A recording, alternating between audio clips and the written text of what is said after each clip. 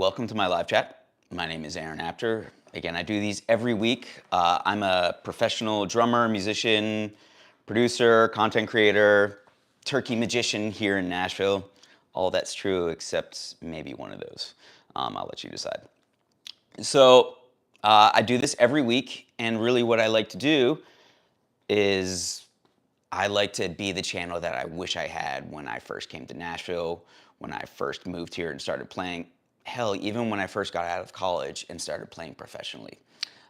There was so much that I didn't know about the music scene, there was so much I didn't really understand about working as a professional musician and how to play the game. So what I like to do is I like to host these live chats every week where I give people an opportunity to chat with me about what's going on and what it's like to live and work in Nashville as a musician, or what it's just like to be a professional musician and how to make a living at it. And if you follow my channel, I try to stream a few of my gigs every week. And sometimes those are getting a little bit harder and harder to do lately because I'm doing different gigs that are on different stages where I can't really have a camera up there because maybe for just professionalism reasons. But when I'm playing here in Nashville, if I'm doing some local honky-tonk gigs, I'll always try to stream to let people know what it's like doing those gigs. And I found that as I kind of progress in my career and I start playing bigger stages and I start doing bigger gigs and have better opportunities, I still go back to playing honky-tonk gigs. One, because I love to play. Two, because I like staying active. And three, I never want to rest on my laurels.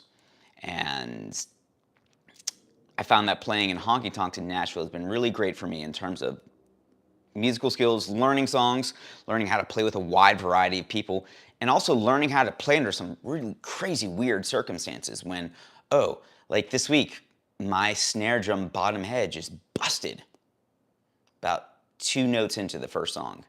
And I started playing, and it did not sound good. And sometimes you don't really get experience doing that until you're on the gig, and stuff goes sideways. So I like to. It was really cool. If you go back and look at my my live stream from Monday, you can actually see at the very beginning the head breaks, and it was really, so I let everyone else in the band know, and we adjusted, and we really did not miss a beat at all. So I like to demonstrate those things, like you get to see how the sausage is made here in Nashville. But everyone joining, thanks for joining. We have my good friend Joel here who is moderating. He's also a guitarist in the Tucson area. I actually met him at a gig earlier this year. He'd been following my channel for a little while, but I was on tour and I met him out there. And we also have somebody here who is someone who says they are a little bit impaired, so they can't, but they get along with drummers. Thank you so much. But yeah, Joel, thank you for joining us with the moderation. And yeah, so if you have any questions, feel free to drop them in here. Feel free to ask, and I will do my best to answer. If you're a musician looking at transitioning from just doing it part-time to doing it full-time, or maybe if you're a musician who wants to stop playing full-time and transfer to just, I just want to play gigs, I want to play it. And I've had a few conversations this week with musicians, some musicians who are highly successful, and they have been playing on some massive stages. And they decide, you know what, this ain't it for me. And they quit doing that so they could work as an accountant, and they were much more fulfilled by doing that. And they only play like maybe a few gigs a year now, and they're a little bit more stable and a little bit more satisfied with their kind of career. So and everyone has a different thing that works for them. And for me personally, I worked another career before I worked music full time. I got out of it and I did another career where I was pretty successful financially. And I found it to be just not fulfilling for me.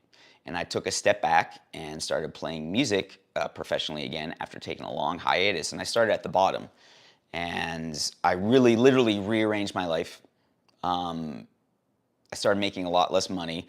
I had to make a lot of personal sacrifices, and it was pretty tough. And I was really afraid to start over again at the bottom. But I've also found, like, as if you watch my chat from last week, if you take time off and then you start over again, I actually found it wasn't as bad as I thought getting myself started again. But that first year can be really hairy, really scary. And one thing that really helped me in that first year was I just said yes to everything. I didn't worry about money. I didn't worry about exposure. I didn't worry how good the musicians were. I was new in Nashville, and I said yes to every gig that came my way. And that's something I hear a lot from other musicians. If you really want to get started or established in Nashville, and I think this could apply to any other scene, and if you're new and if you have nothing to go off of, just say yes to everything.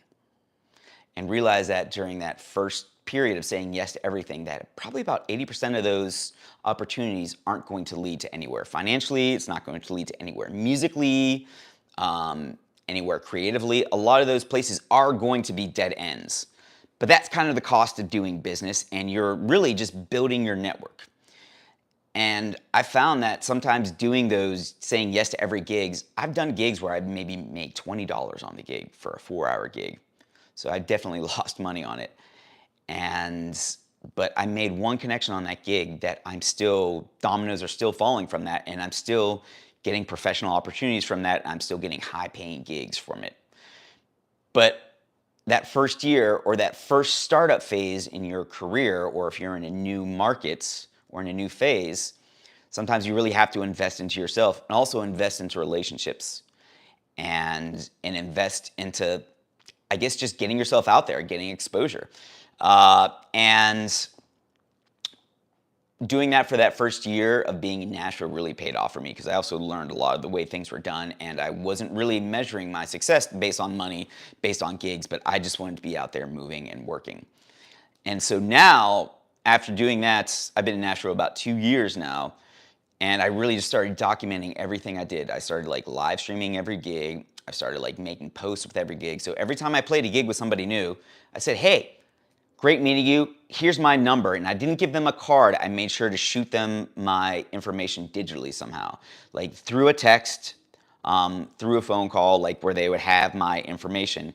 And I would always follow them on Instagram immediately. I would always follow them on YouTube. I would always kind of make a connection on Facebook. I would always make sure that I was connected with them. And that was part of it. But then they would see me that I would always post at every gig. I like, hey, I'm playing at this gig. And then I would post a video from that either on my YouTube, on my Instagram, on my Facebook. And from there, it doesn't happen overnight, but people start noticing. And I felt a little bit embarrassed about doing that. Like I was just being a little bit, I don't know. I feel very uncomfortable about self-promotion, because when I was growing up with all the musicians, all the older musicians I played with, they had this approach like, you can't be vain, you can't be too full of yourself. And they were telling me that, if you're trying to tell everyone, promote yourself so hard, the good musicians don't need to do that. People just know that they're out there and that they're great. And I had that stuck in my head for a while, and I found that the more like somebody would talk about themselves or promote themselves, the less of a musician I would see them as, or they were perceived as. And so the thing is, with the older musicians were telling me that may have been true for musicians who were already established. So if you're an already established musician, got like this big network out there, maybe you don't need to spend as much as your time promoting. Maybe you don't need to spend as much as your time on marketing or social networking. However, if you're just starting out, it's just like when you are saying yes to every gig. You need to spend a little bit more time marketing yourself, because nobody's going to know who you are. No one's going to hire you unless they know who you are. And it's better that somebody knows you exist and maybe think that you post a little bit too much than don't know you exist at all and think, oh, this person doesn't post. It's all about like thinking relative to your situation. So And even doing these live chats I do every week, sometimes they're hard to do, and sometimes I feel silly doing them. Um, but over the long run, it has paid off. And it's not always easy, but again, I've made a lot of good connections through YouTube, a lot of good connections through my social media. And even as you can see in like this live chat right now. So some of the content, some of the comments here are just, they're either from bots or they're from people who just don't have anything going on, and they just want to, they just want to like comment here and say something negative, which is fine. But then I also meet like a lot of really great connections here, and I've also touched a lot of really. I've made connections with musicians. I've made some great opportunities here, and so if you ever want to ask questions, I say ask questions right here in the live chat. Feel free to ask questions about music, about the Nashville scene, about what it's like touring, recording, working, living out of here. And yeah, so not every comment is going to be like I'm going to be able to get to them, but I really like to connect with the viewers here. And also, one of the things that I've been doing lately is that when I'm playing gigs, I can't really comment when I'm playing live. And sometimes I'll go back and see the live streams and a lot of people asking questions and I can't get to them, but I'm happy to hear, I'm happy to be here and answer questions now. And we also have Brad Allen, who's also a great musician. He's based out of St. Louis. He plays, he's a guitarist and singer. I think I have a video with him, maybe coming out within like a month or so, when he and I got together and did some playing. And thank you for joining from India. And yeah, it's just really being consistent with doing this work, whether you are consistently going out to jam sessions, whether you are consistently posting on YouTube, Instagram, putting music out there. Like, consistency really is the key, and sometimes it doesn't happen right away. And I think a lot of us are really impatient. Like, sometimes you expect to, like, so doing these live chats, even right now, sometimes I feel a little bit foolish doing them because if I'm not a household name yet, if I don't have 1,000 people tuning in, like, why am I doing this? Am I looking foolish? And really, at the end of the day, nobody really cares that much. And like maybe one or two people will notice, but if they're like spending their energy on saying, oh, he's not doing it right, well, that's fine. They can say that, but like also, what are those people doing? And I always find that if people are putting an effort out there, not everyone's going to like it. Not everyone's going to think that's where it needs to be, and you're probably going to doubt yourself in some way. But everyone has to go through this to really, to earn their place in the industry. And it's not about like you have to pay your dues necessarily just to pay your dues, but a lot of times you will do things, and after a certain amount of time, you'll see, oh, I've really been consistent with my efforts, and that's slowly paying off. Or you'll be like, I've really been consistent with my efforts, and I'm not getting anywhere. And that's also great too, because when that happens, you have all this information. You're like, all right, I've been consistently doing this for a year, and I know that there's something in this equation that does not work. So you can really look at that equation and find, okay, there's this part of the thing that I'm doing that maybe isn't effective for me. Like, I've been going to this one jam for over a year, no one even talks to me.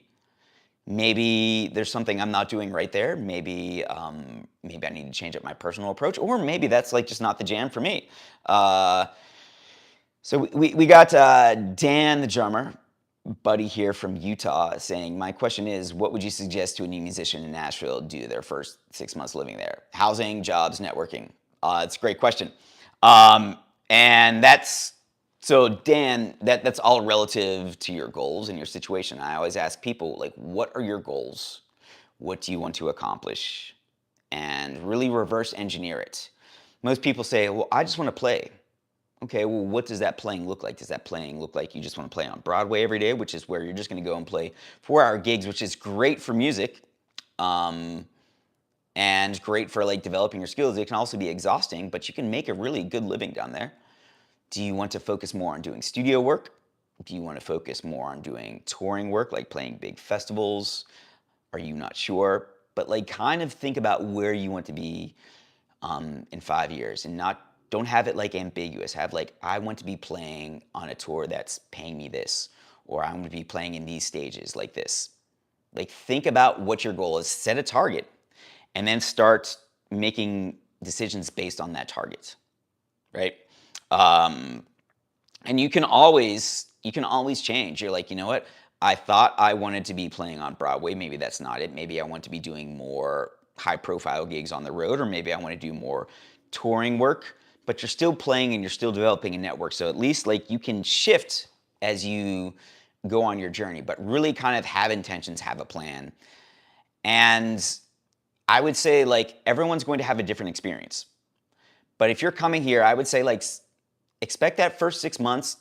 Like if you have 6 months of living expenses, that's a good start.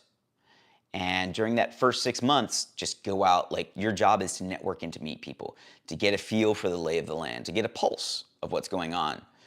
And if you're thinking, okay, I want to play on Broadway, cool. Go down to Broadway every day of the week for, for a few weeks. I would say 5 days a week. And then think, okay, I want to be playing at this time, so I'm going to be going and seeing what people are playing music at this time of the day, because there are several shifts when you're playing on Broadway in Nashville. There's the 10 a.m. to 2 p.m., the 2 p.m. to 6 p.m., 6 p.m. to 10 p.m., 10 p.m. to closing time. And if you're down there in the early afternoon, but you want to be playing at closing time, think, well, maybe I need to readjust my time frame and start meeting people who are down there playing closing shifts. Likewise, if you just want to be playing during the day, meet people there during those times and see what kind of music they're playing. But maybe you want to get more into the recording scene and you don't want to be playing live, and that's totally fine. So and there's so many different scenes. Maybe you want to do like the major label scene. Maybe you want to do like the independent music scene. But really, regardless of what you do or regardless of where you want to be in Nashville, I would say that first 6 months, your whole job is to network, to get a pulse, to get a lay of the lands. And from there, you can kind of like really start adjusting what's going on.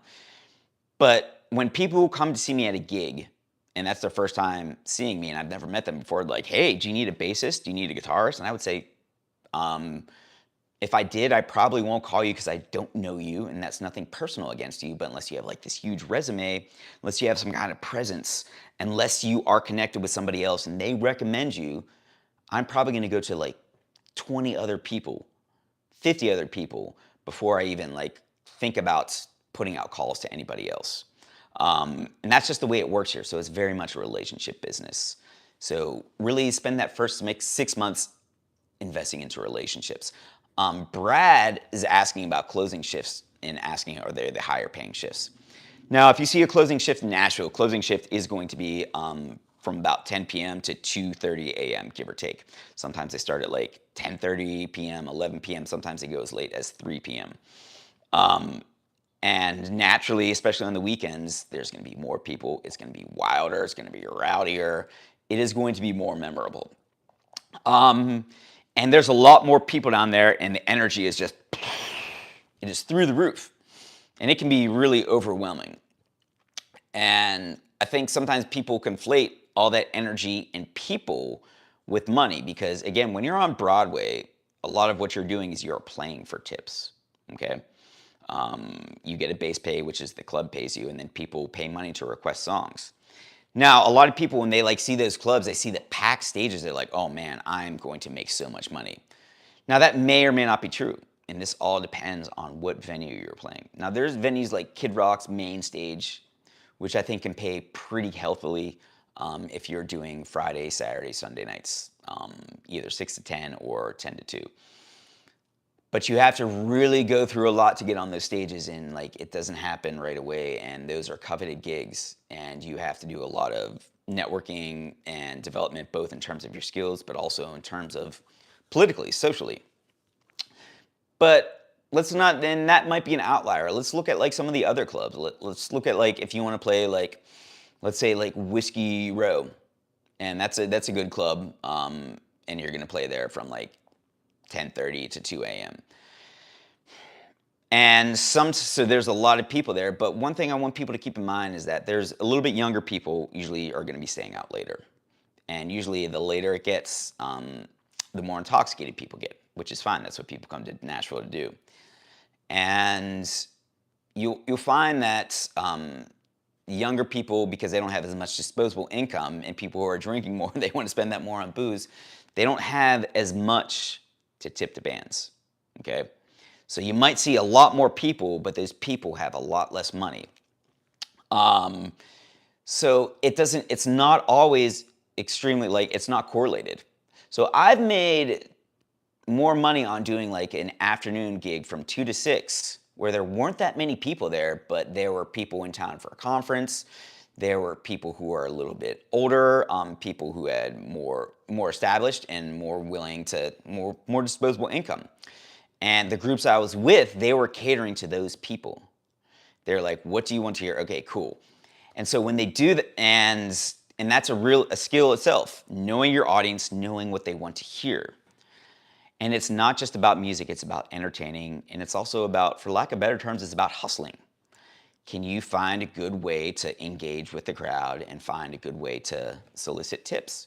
Because that's really what we do here. And some people are very uncomfortable with that. Some people are very uncomfortable with saying, I would love to play your song, but you need to pay me $20 to do it.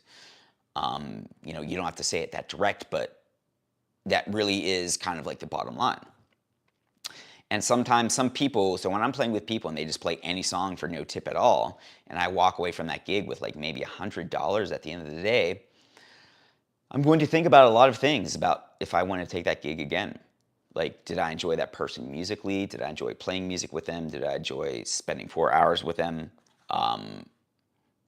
Is that going to lead to other gigs, other opportunities? Can I leverage that gig for something else? Because if it's just for that $100 and I'm not getting anything else from it, I'm not getting anything musically, I'm not getting anything in terms of networking, I'm not getting anything in terms of exposure or ways I can leverage that gig, I'm probably not going to do it again. Now, I played gigs with the music is just not that great at all. And it's kind of like, I'm like, what am I doing here? And I almost feel dirty, but someone like the tips are flowing in, the front person is really good at getting tips, and we walk away with like $400 or $500.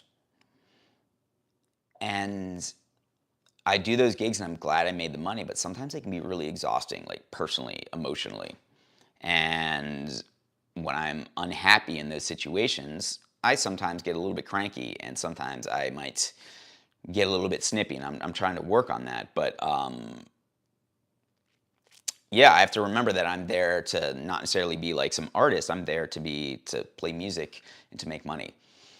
And those gigs can also drain on you as well. So you have to find a balance. People always say you need to have either good music, good money, good hang. If you have 2 out of the 3, you're good. I've had more established musicians say, I need all 3. But also when I was new in town, I was like, is it a gig? Cool, I'll do it. And so again, as I progress, the way I kind of decide to accept a gig or not accept a gig is really just, it's kind of evolving. And I think your strategies can change as your career progresses.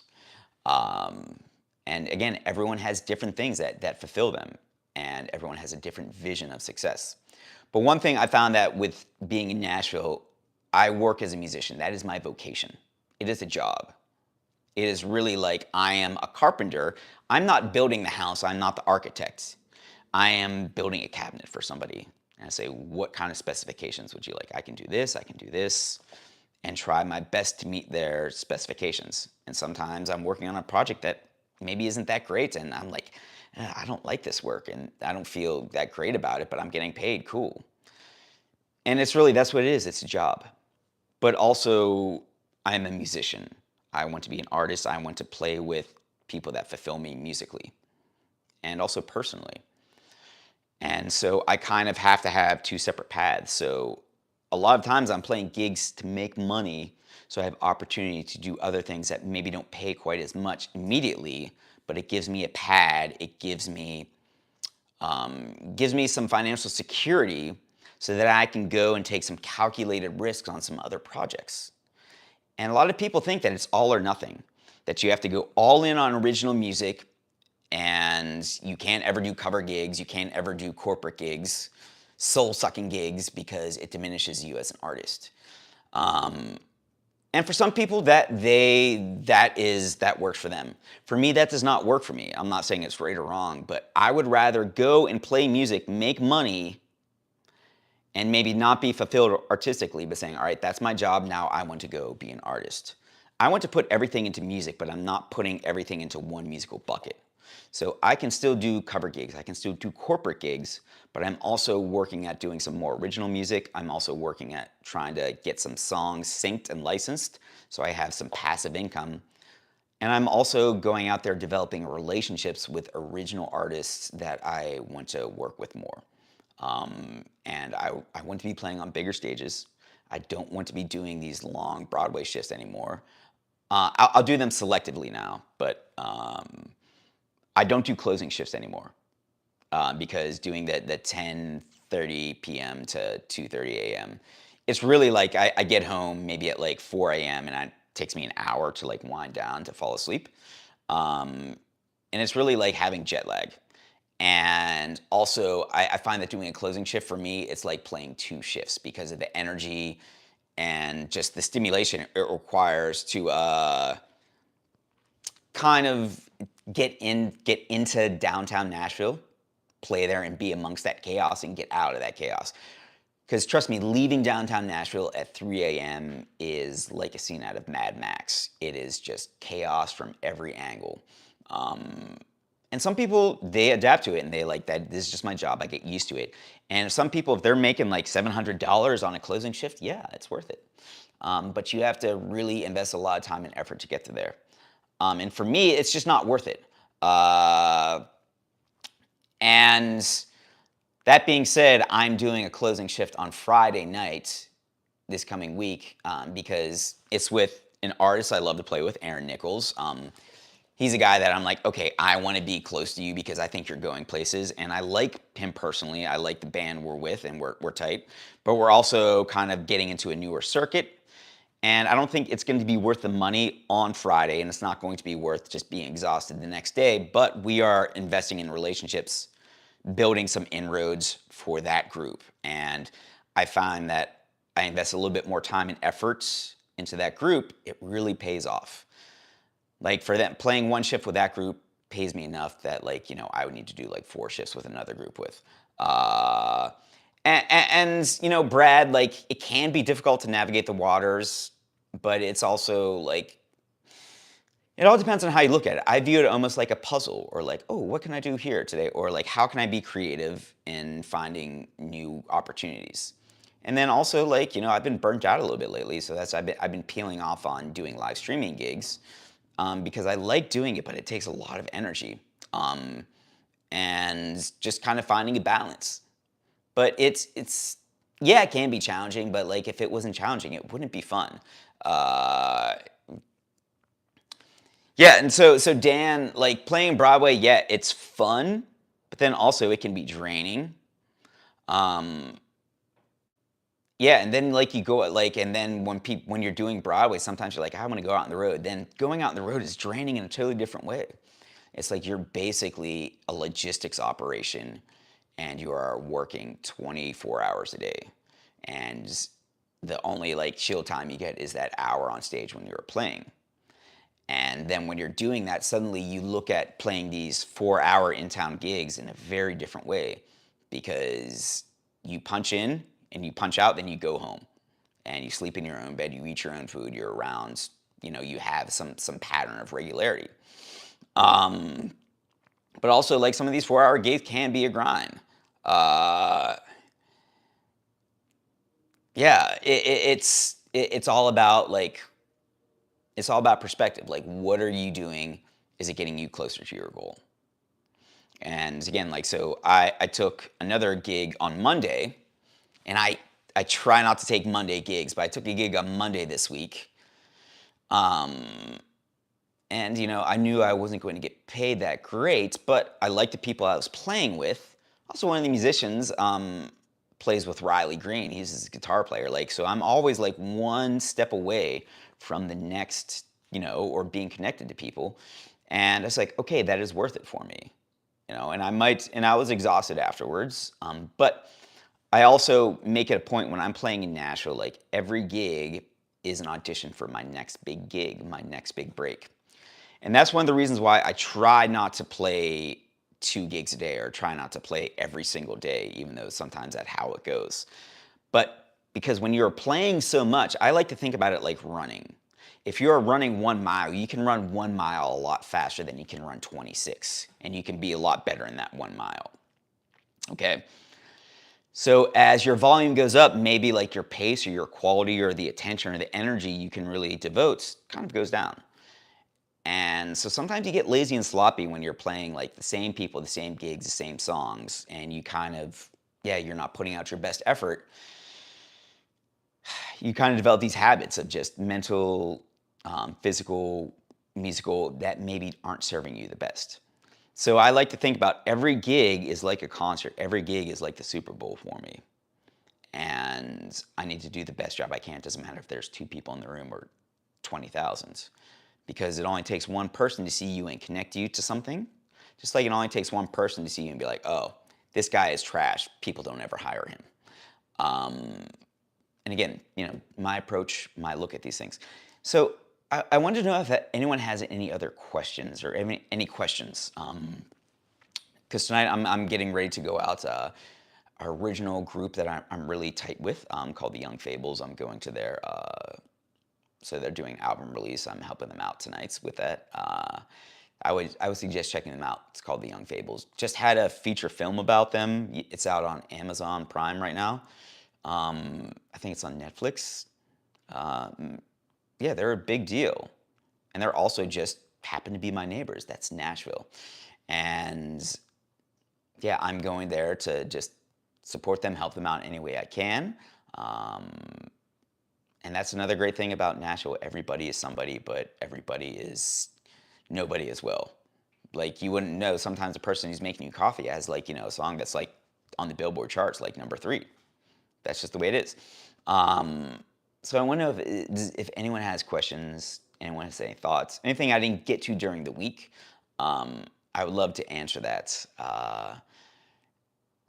Yeah, so feel free to chime in. But if not, I'm going to hop off here fairly shortly so I don't talk in these circles. And I think it was last week I had Eric, who is another guitarist, on, a local guy. And if you want to check that out, he and I had some great dialogue about living and working in Nashville and navigating the scene.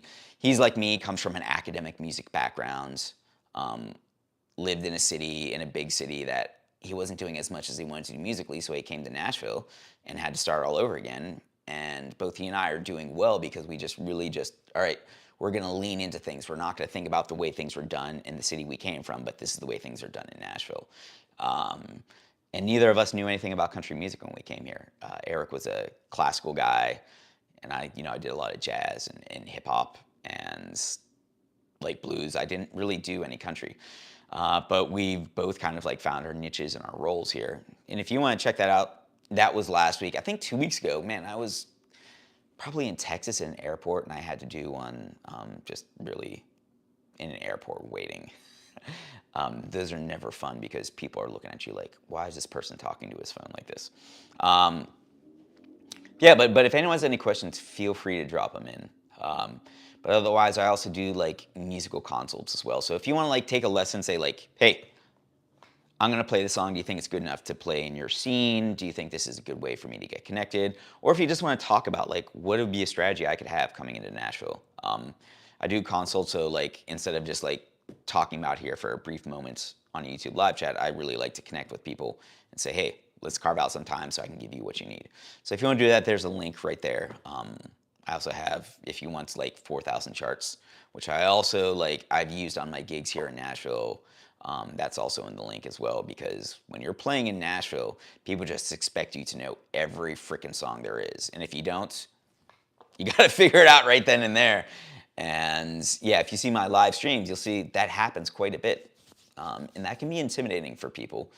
And even like an experienced musician like me, it was really intimidating when I first got into town, because also I wasn't familiar with the material, with the scene. But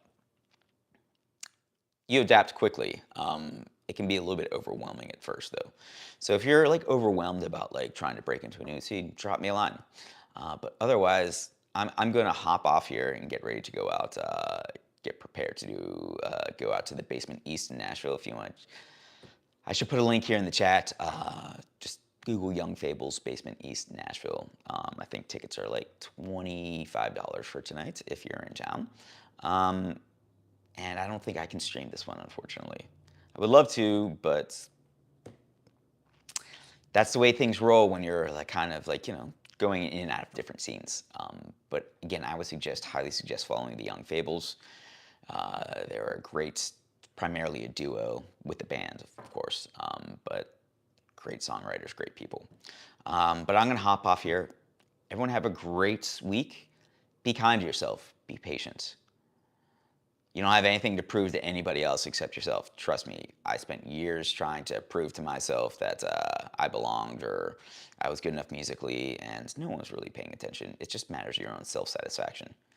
Trust me. But if you ever want to chat about that, drop me a line. Otherwise, I'm going to hop off. Everybody have a great week.